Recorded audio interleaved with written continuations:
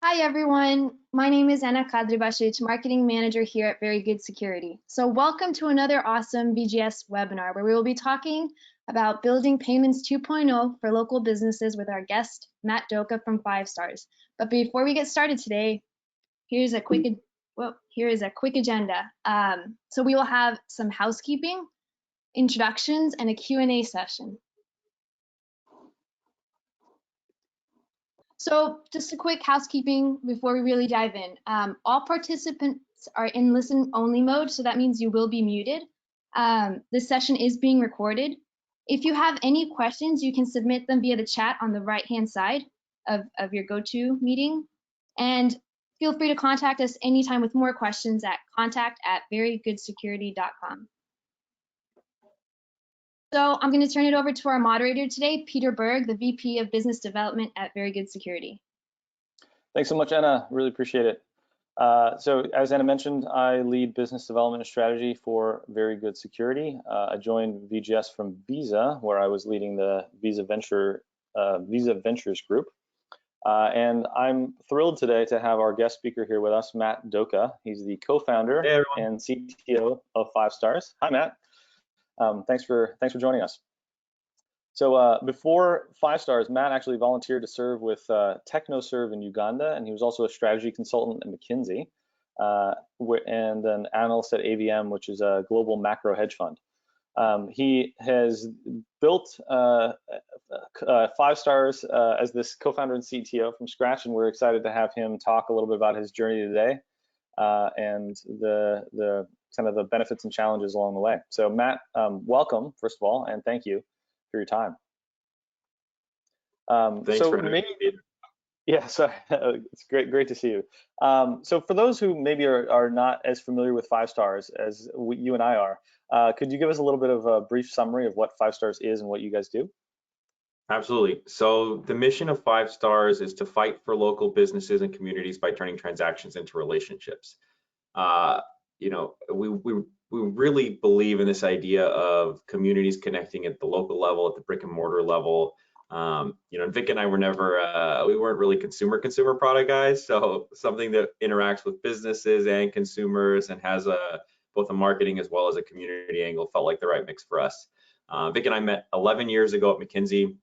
While we were in New York, he consulted Starbucks, Sephora, as well as Macy's on their loyalty, customer retention, CRM strategies. So sort of everything you see today really had its inception in a lot of work that we did back then. But we obviously didn't want to spend our lives making slides and wanted to do something more impactful around this idea of community. So we took a lot of the product ideas and strategies that we had sort of been fomenting there and decided to build a platform that we democratize this technology for small businesses and use it as a tool to connect people tighter to their communities and tighter to their businesses. So we've been at it now almost 10 years. I left New York, moved out here, and at this point we have over 60 million consumers using the Fivestars or who members of the Fivestars platform.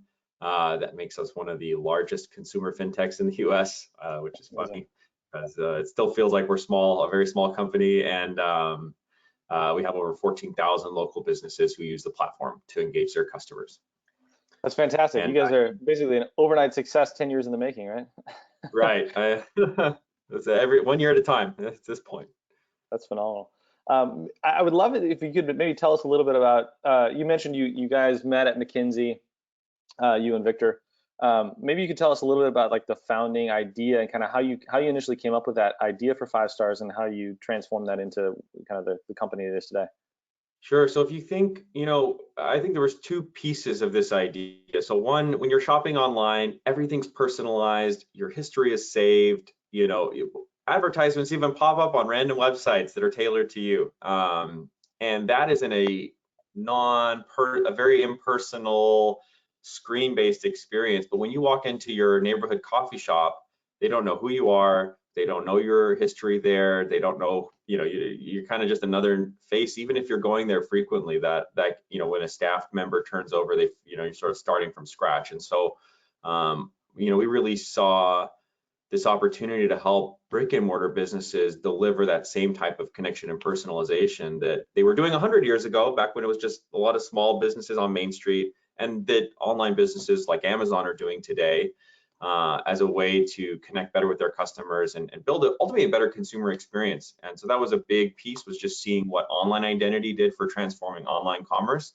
We wanted to build a platform to bring identity offline so that we could also create connected, transformational commerce experiences. And we do that. We sign up people at the point of sale, type in their phone number to earn points, but that's really just the beginning of what we see as the Fivestars identity platform.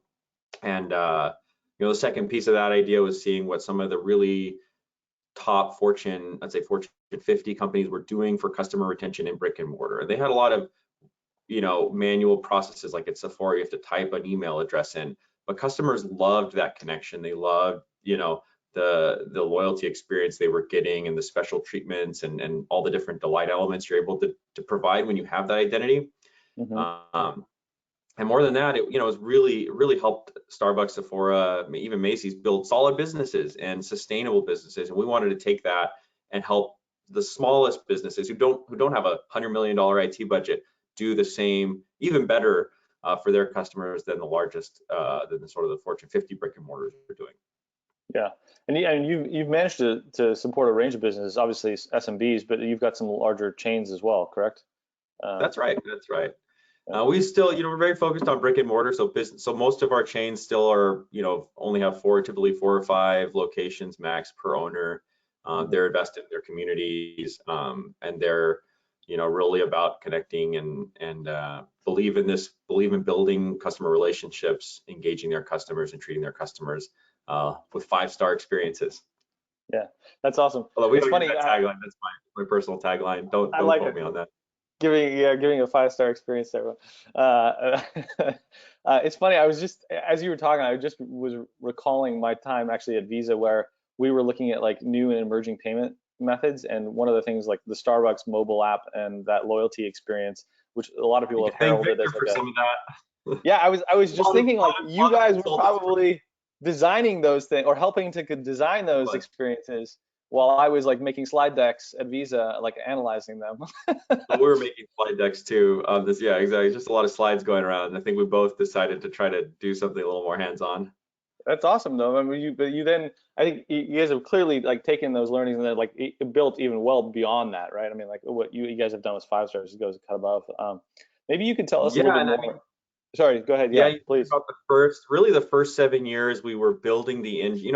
I think so. Fivestars is the industry leader in this space, and I think 2 things make us that. One is we sign more people up in a business, in a brick and mortar business, right? Log in online is easy. Drop a cookie in a browser, you're done. You don't have to think about it. Everybody's kind of just showing up. All the identities personalized. Offline, it's a lot harder, and so we really focused on how do you make it easy for people to check to be logged in when they're in a store, if they want to. And so first 7 years we spent polishing that experience. We became the industry leader in number of signups per store, which is what merchants care about. The more signups, the more customers are using your loyalty program, the more customers are in your CRM, and we provide a full, very sophisticated CRM and marketing automation suite. The more customers, the more value you drive. And so we spent 7 years trying to do that. We had a very bright colored Android tablet that you could type your phone number in and you earn your points, and it's connected to the point of sale data feed. And then the other piece was building a lot of marketing algorithms and analytics around the data we're collecting so that we can help small businesses do smart engagement. We automate a lot for them, and we give them a tool where they can reach out to their customers directly. And so they'll build a 3, 4, 5,000 customer database, and they're engaging that directly. They don't have to pay the Groupon tax. And funny enough, I was looking at our stats yesterday on another call, and we do 10 times the engagement level that Groupon does. So a normal Groupon will get 0.5 to 2.5% of the people who get a Groupon will come in. We do about 8 to 15% of the people who get an engaging email from one of our owners will come into the store, one of the marketing automation pieces. Wow, that's amazing. Especially since you're not like necessarily tying discounts or something, it's more of like a loyalty and like a rewards program as opposed to like discounting. Yeah, we're connecting those customers to the store. They have a narrative there. We're empowering the store owner to engage those customers directly, and that's what's really bringing people in. And it's all built on top of identity. And I think we talked about our partnership with VGS. I think an amazing security and identity platform you can do a lot of things with, and we've built some incredible experiences. And I can, 7 years we spent doing the type your phone number in, and we realized, people are actually handing over they're checking in every day. Like, every time you hand over one of these, you're checking in. And we said, Amazon makes it so easy. You don't have to, you don't only type it in. You only type it in once, and then you're logged in and everything. And it kind of happens very naturally online, but offline, you're always handing over this card. And why are we making people also re-enter their phone number if they want to earn points anyways? And so we said, why don't we integrate those two experiences, like digitize the checkout, link loyalty and marketing and everything to that, so that it can be a little bit more less friction, a more frictionless experience. And so that took us down the road of entering the payment space. Yeah, that's a perfect segue into what I was going to ask you next, which is like, you've since become a payment facilitator, right? So for folks who don't know what that is, you're helping to facilitate. So there's like the traditional idea of like merchants accepting payment, but then there's payment facilitation, which is essentially you acting as like the payment orchestration layer and like providing payments to the merchants that wish to add payments to their Fivestars experience. I would love if you could tell us a little bit more about your journey to become a payment facilitator, and specifically like kind of the benefits and some of the challenges that approach kind of came with that approach. Sure, and payment facilitation became a buzzword in recent times. And so what I tell other companies who are talking about our journey is, it's all about the product. Unless you're First Data or WorldPay, that where your business is payments, we didn't get into this to make money, to make additional margin. We got into this because we wanted to create an amazing product. And so we had run a few tests using Stripe Connect, where we did a little, like, kind of hack together a digital checkout experience where you dip your card, and if it's already linked to a loyalty account, you just automatically earn a Fivestars account. You're automatically earning points. It's automatically pulling your rewards up as you're checking out. And if we recognize if it's a new card, we give you the option to sign up for loyalty and link your card to a new loyalty account. And we saw a massive improvement. And the reason is obvious. It's less friction. And you used to have to and you do this at Safeway, where you kind of got to remember to type in, your phone number, or random coffee shop. You got to remember to pull out your punch card. It's kind of separate. You're already handing your credit card over. Right. And so we were all about, how do we make this easier for customers so that more of them will connect to their local businesses? And so we had this product idea, and then we looked at the ecosystem. There are 400 different brands of point of sale out there. There are 10 major payment hardware providers, and then there are thousands of sales arms that bring payments to market. And so to get into that product experience was really hard as a new entrant. So we said, okay, and I think for everybody on the call, we are not about owning the payments. We only own the payments when we only did the payment facilitator out because there was no other way to move quickly to get some of this out to market. And in fact, now I'm talking to all sorts of partners around, hey, we're going to route the payments to you. We'll route the payments. You bring us more customers in the marketing bit for the marketing engine that we built in this kind of amazing marketing payment device we built. We'll route the payments anywhere. I mean, we're happy to do it ourselves. We're happy, we're talking to First Data, we're talking to PN, we're talking to all sorts of folks about we can plug it in. And one of the great things about using VGS as part of our infrastructure was it made it really easy to route for all of these different partnerships. So coming back to that narrative, when we started to put this digital checkout hardware, we saw massive lift in signups and performance, but getting it to market was tough. And so we tried everything. I can remember calls with Verifone and how can we get our loyalty marketing experience into your hardware? Into the hardware. Yeah, and it was just a non-starter. So we were and understandably, right? We're small. It's an idea. We don't have a track record. We're not buying 100,000 terminals or anything, and so it was very hard to get any traction there. And so that really was what pushed us to become a payment facilitator. There's no other way to deliver this amazing product experience quickly to market. Yeah. And so when we did, and I think, and so that we went down that path, and had some really great support from WorldPay, from Infinicept, and from VGS in doing that. And I tell people about the journey, I say, okay, if you're going to go down the path, you need a processor. You want these all to be separate, because the key here is also, as you're setting this up, you want control over the product and payment experience. You want leverage. So processor, somebody to write your policies and procedures, a back office to implement those policies and procedures, a token vault, and a gateway.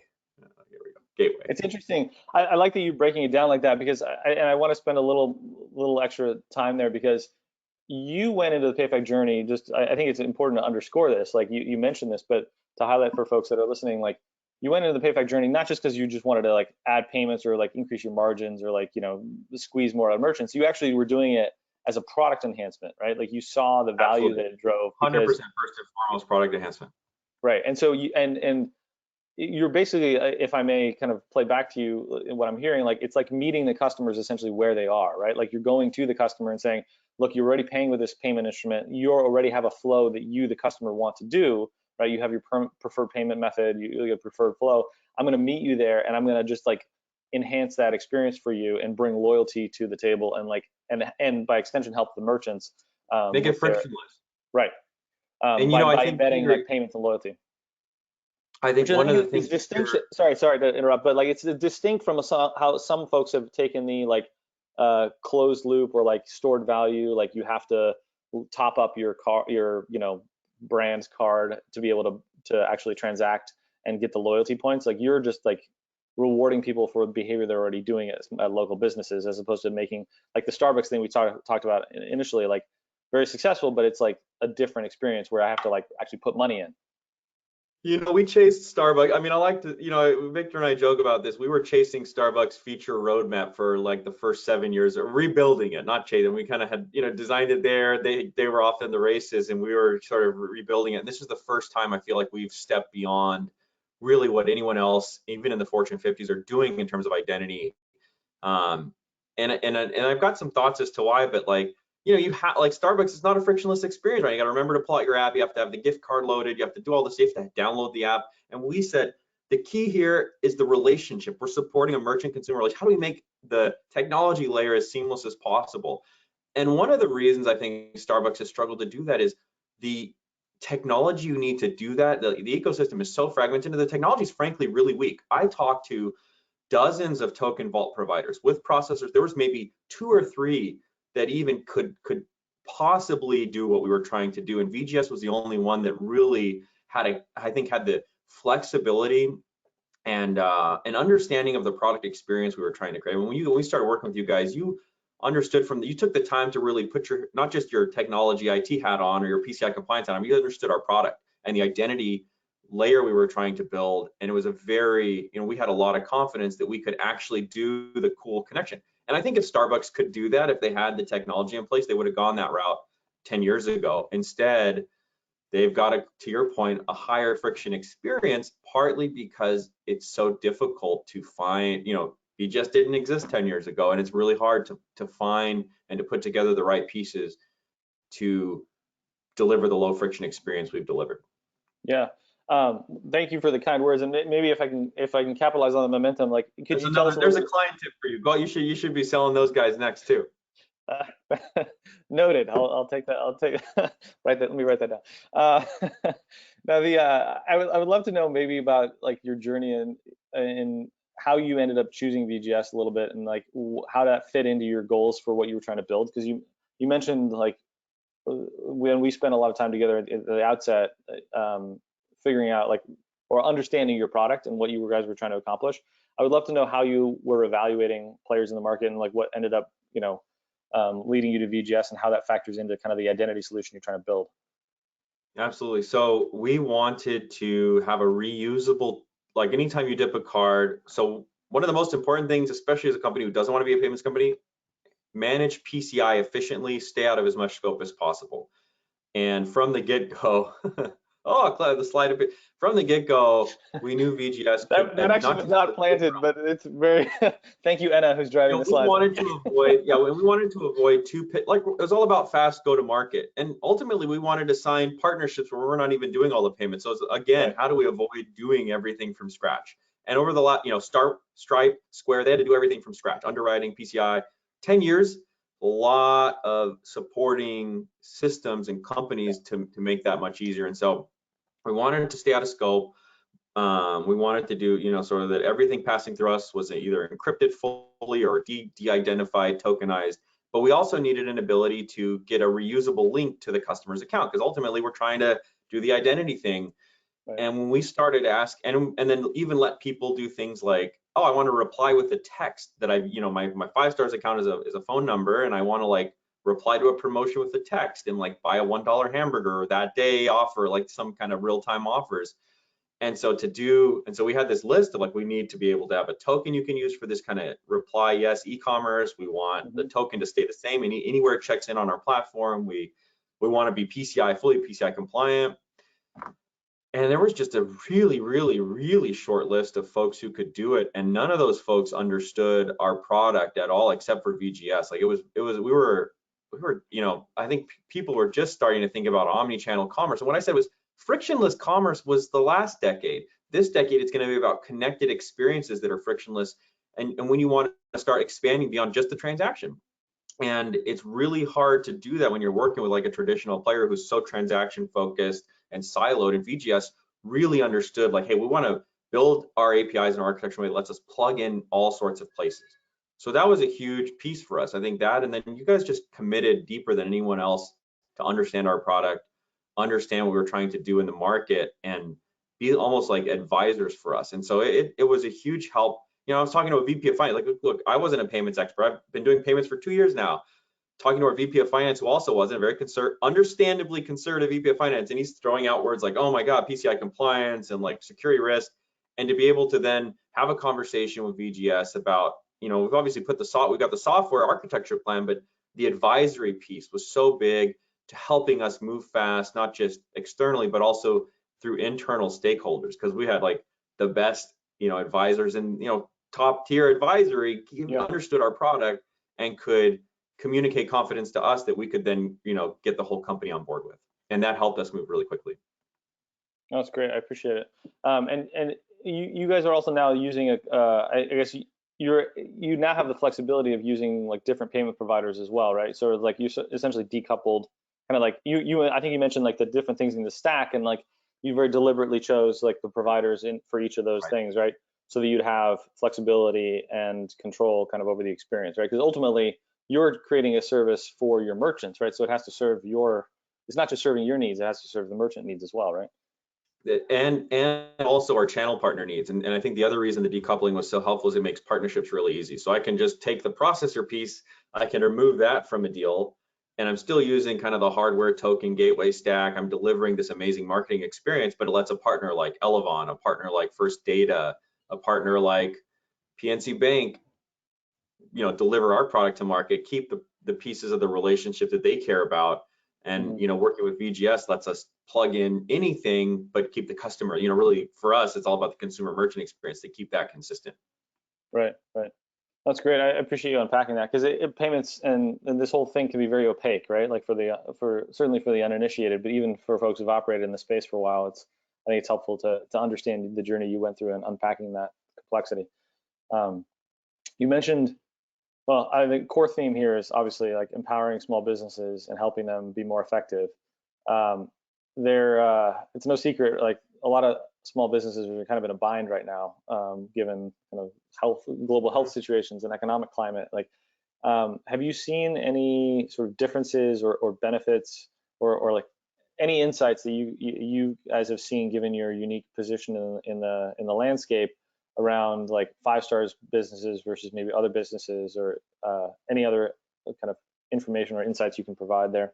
Absolutely. It's been a tough season. We're not out of the woods yet. And particularly, I think small, at-risk marginalized communities have really suffered during the pandemic and all the chaos ensuing from it. And I think small businesses, absolutely, they usually have 1 or 2 months of cash on hand to fund things on average. Some of them are. So we've seen a spike up in churn. We've seen, we saw a massive drop in check-ins as folks, the shutdown wave rolled across America. We saw that in all of our numbers, and we've actually published a lot about this.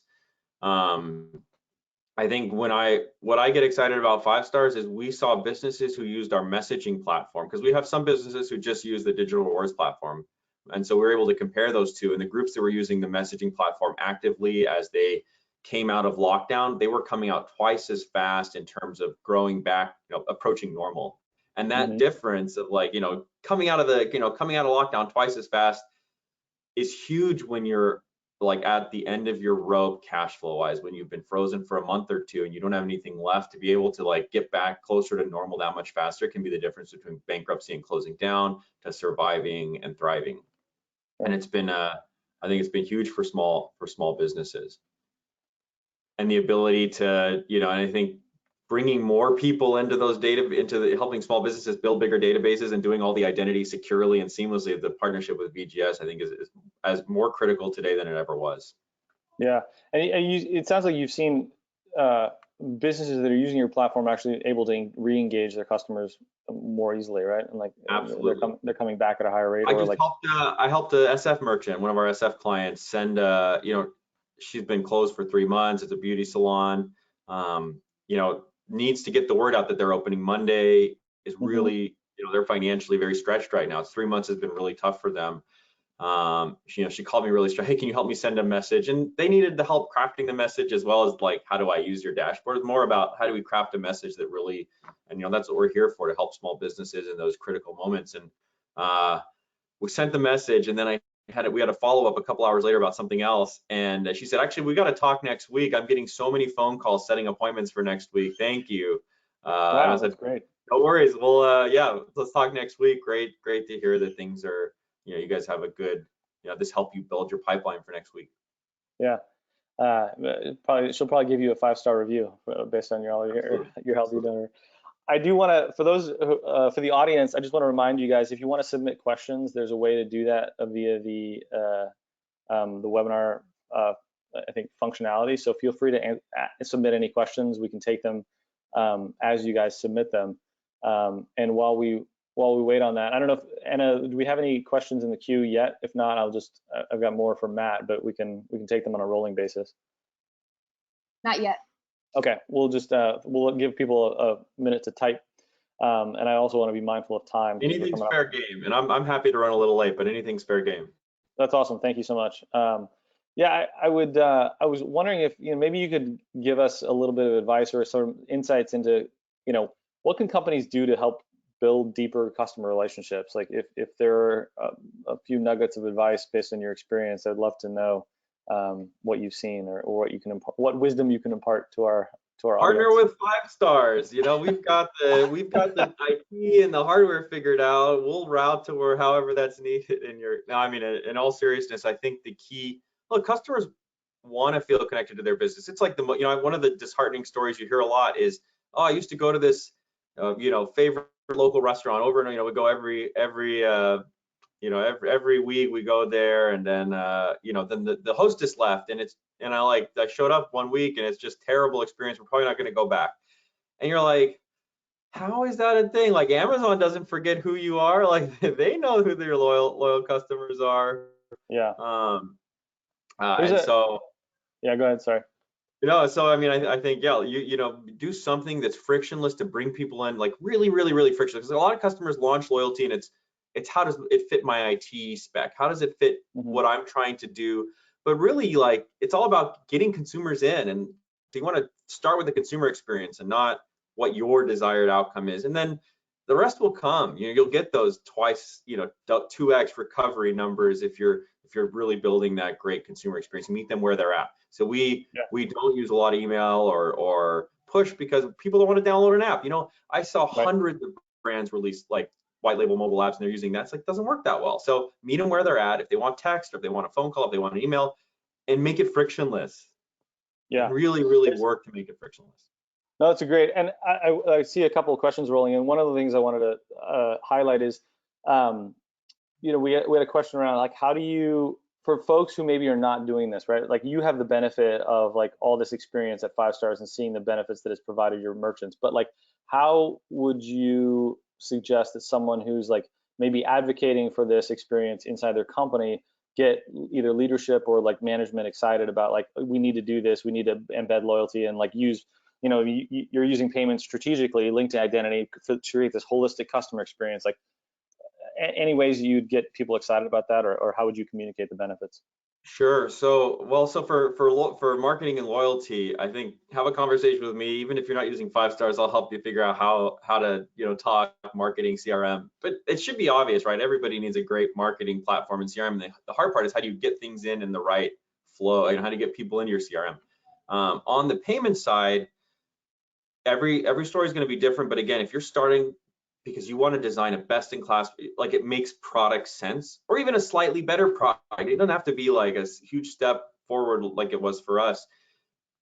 Start with the product experience, and because you're delivering something great for your customers, that's your fuel, and then bring the right advisors on to help you answer what I call the ancillary questions. Like, what about PCI compliance? What about KYC, AML? And we had great advisors. We worked with Double Diamond, Todd Ablitz over there. He was like, I would call him about this AML question, he'd give me a great answer and just regurgitate it. And that was, but we had a Slack channel with VGS, we had a Slack channel with Infinistep, so we could quickly get the right expertise into Fivestars to answer these questions and move things forward. But it was always ultimately motivated by that product, the product experience. We're delivering this great product experience. It's going to be a step forward for the company and for our clients. It's better.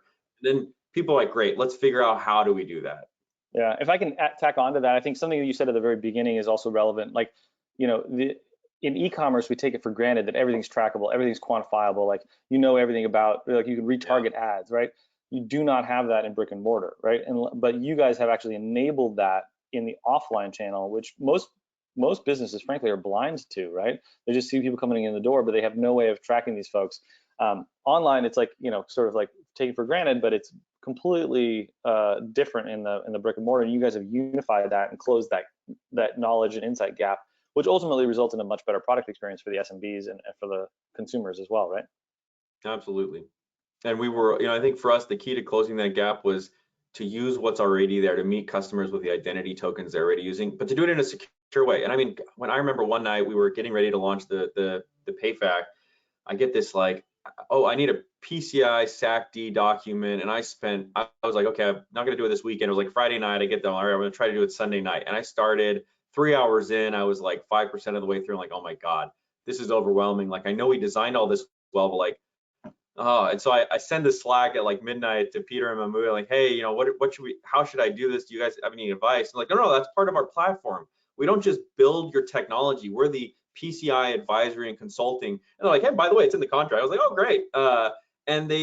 And within 24 hours, they took all the architecture knowledge that we had kind of co-developed and had it, help me very, very quickly, like, deliver, create the SACD, sign it, and execute it with confidence, because that's what it was, just sort of this expertise that otherwise I would have had to hire like 2 or 3 people who are PCI experts, who have decades of experience. And honestly, for a use case that is, we want to be focused on this product experience we're building, and the partnership delivered more than I could have ever. Yeah, it was, I could never have hired as well as the advice that I got by working with you guys on that. And I think a lot of other moments like that have really helped us move quickly to deliver this great product experience.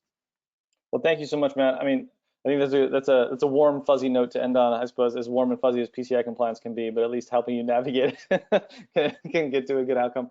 I want to thank all of our attendees, and also Matt Doka for his time, being so generous with his time today.